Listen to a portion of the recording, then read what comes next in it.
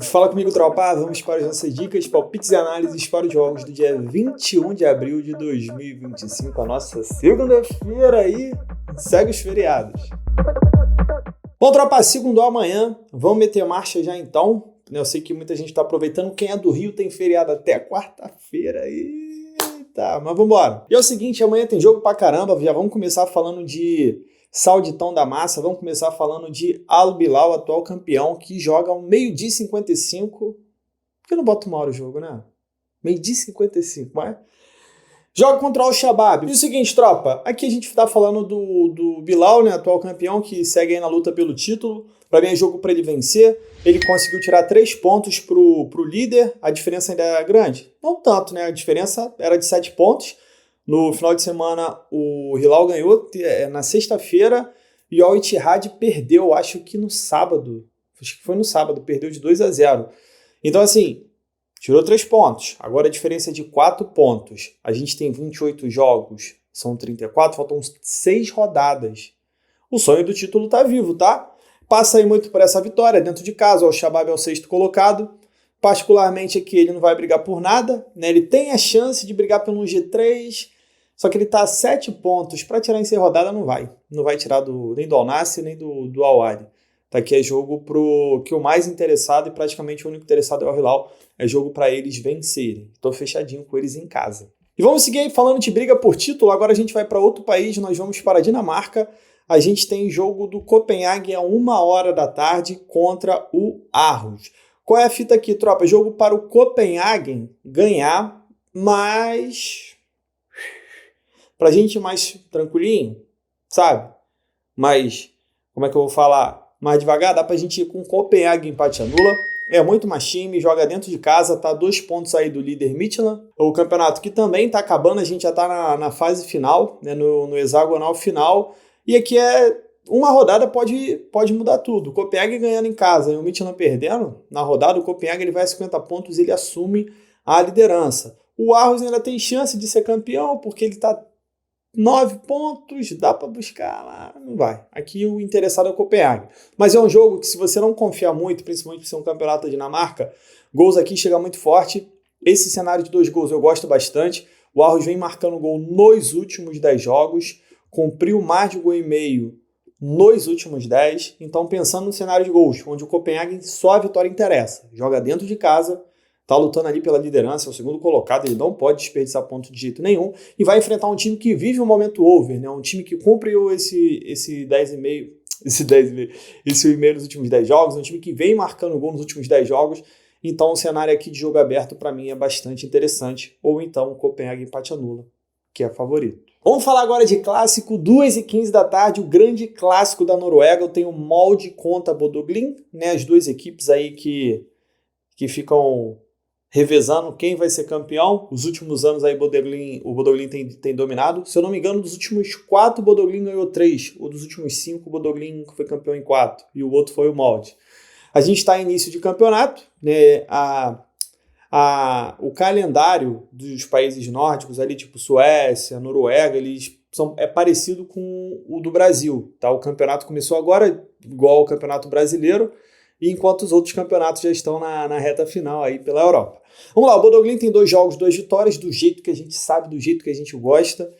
Fez 4 gols, não tomou nenhum ainda. E o Molde, né, 2 jogos, 2 derrotas. O Molde que ele sempre entra, junto com o Bodø/Glimt, com o peso de um time que vai lutar pelo título e até agora vem decepcionando aí bastante seus torcedores, ainda não marcou gols na competição, mas aqui é jogo bom, aqui é jogo grande, aqui é jogo para gols. Eu gosto desse cenário de 1,5, tá pensando em completar um bilhete, mas naturalmente quando eu falo de Molde e Bodø/Glimt, é muito difícil eu não pensar no ambas marcam e não pensar no 2,5 também. Se a gente pegar o histórico aqui, último jogo 2-1 para o Bodø/Glimt, o anterior 3-3, o anterior 1-1. A gente tem 1-0 aqui, mas foi jogo de Copa, né? Então foi um jogo mais tenso, um jogo mais amarrado. Mas aqui, pensando na liga, 2-1, 3-3, 1-1, 3-1, 2-2, 3-2, 4-1, 3-1. Os 2 jogos que a gente teve aqui de 1-0, os 2 jogos que não cumpriram esse 2,5 sem ambas marcam, foram 2 jogos de mata-mata, né? Como aqui é liga, aqui está bem servido tanto 2,5 quanto ambas marcam. Eu gosto dos 2 cenários. Ainda mais que tecnicamente é uma briga pelo título. O Molde começou muito mal, ele precisa ganhar do Bodø/Glimt para ganhar esse respiro aí e voltar para a disputa. 3 horas da tarde, vamos voltar aqui para o Sauditão da Massa, vamos voltar pela briga pelo título. Eu tenho o Al-Ittihad que joga contra o Al-Ittifaq, parecido o nome, né? Mas aí é o seguinte, o Al-Ittihad só a vitória interessa. Joga dentro de casa, já tropeçou no final de semana, né? A gente conversou, já deixou aí 3 pontos na conta do Al-Hilal. O Al-Hilal joga dentro de casa também, joga antes, então se o Al-Hilal ganhar esse jogo, ele vai a 64 e joga uma pressão em cima do Al-Ittihad. O Al-Hilal ganhando, o Al-Ittihad vem para pressão aqui. Tá, pega o 7º colocado, que não vai lutar por nada. Eu acredito na vitória do Al-Ittihad, um time muito forte dentro de casa. É o melhor mandante do Sauditão, em 14 jogos, ganhou 13, empatou 1, não perdeu nenhum. É um jogo que eu vou com a vitória do Al-Ittihad, porque não pode tropeçar. Tá bom? Poucas ideias aqui. O Al-Ittihad é bom. O time é bom. Benzema, Kanté, pá, companhia, foi só um acidente de percurso no final de semana. 3h45 da tarde, campeonato italiano, tem o Parma contra a Juventus. O Parma que vem numa sequência bem legal aqui, né? 5 empates consecutivos. E a Juventus, que é a Juventus que é a rainha do empate. Eu vou falar que esse jogo tem cheiro de empate, tá? A Juventus em 32 jogos empatou 14. É o time que mais empatou aqui disparado. E o Parma, em 32 jogos, empatou 13. Né? Ele aqui é o segundo que mais empatou junto com a Juventus. Chance grande da gente ver o empate. O Parma que ainda luta contra o rebaixamento, está 4 pontos só na frente do Venezia, que é o primeiro time. E a Juventus está aí nessa luta pela vaga na Champions. Né? A Juventus tem 59, não vai lutar pelo título. O Bolonha tem 57, a Roma que ganhou foi para 57 também. O Lazio tem 56, então são times que conseguem ultrapassar a Juventus numa rodada, né? A Juventus não pode dar mole nesse jogo. Vamos lá, sem brincadeira agora, eu iria de empate anula para a Juve, muito mais time, luta pela Champions e em caso de empate, você não perde, né? Apenas o seu jogo é anulado, se tiver no bilhete ele some, aí recalcula a odd sem a odd recalcula o lucro sem a odd do jogo.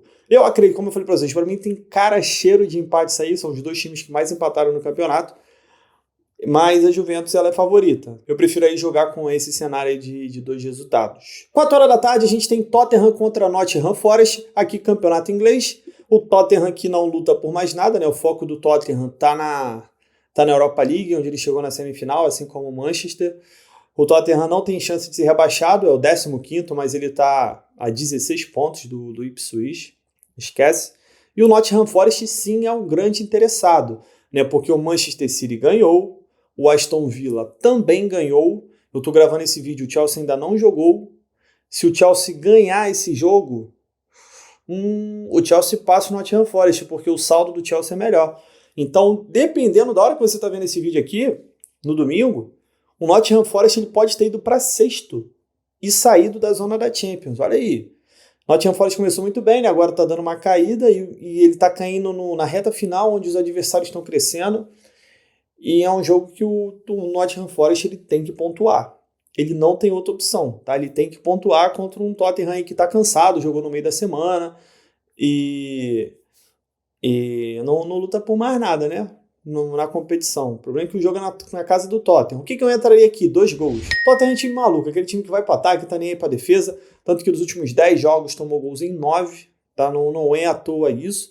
O Nottingham Forest é um time que é um time mais voltado assim para poucos gols, é um time que se defende muito bem, mas é um time que vai ter que pontuar. Quando o time que está mais cansado e um time que não almeja nada, se o Chelsea, principalmente se o Chelsea ganhar, o Nottingham Forest ele vem aqui para o combate, ele vem aqui para buscar a vitória, tá? Ele vem para buscar a vitória. Ele não está nessa posição à toa. Mas eu vou dar uma para vocês. Se o Chelsea não ganhar do Fulham, aqui eu tomaria um pouco mais de cuidado, que um empate já não seria ruim para o Nottingham Forest. Se o Chelsea não ganhar, o Nottingham Forest empata, vai a 58, fica com a mesma pontuação do City, 1 ponto atrás do Newcastle. É um jogo contra um time aí com investimento melhor, não seria tão ruim. Deixa eu ver os próximos jogos do Nottingham Forest aqui rapidinho. Vamos ver se eles podem se dar esse luxo. Ó, o Nottingham Forest joga pela Copa contra o Manchester City.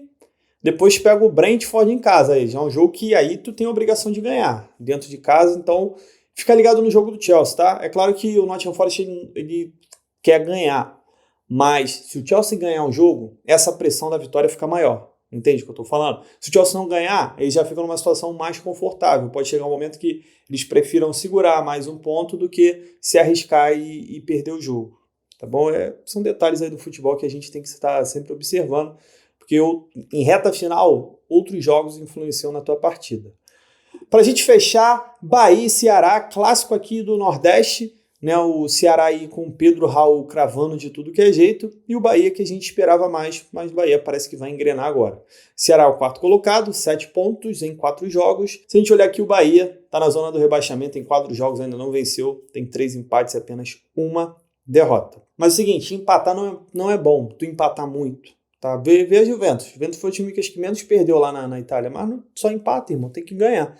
Por exemplo, o Vasco perdeu mais do que o Bahia e o Vasco está com o dobro de pontos, porque uma vitória é uma vitória. E o Bahia vai buscar essa vitória. Mas eu quero aproveitar o momento over do Ceará, eu quero buscar 2 gols no Brasileirão, paga bem pra caramba, ó, 1,44. O Bahia vai para ataque, para mim é muito possível do Bahia fazer gol no Ceará, só que o momento do Ceará é muito bom, atual campeão aí cearense. Eu acredito que o Ceará pode fazer gol também, e esses 2 gols chegam muito forte para esse jogo.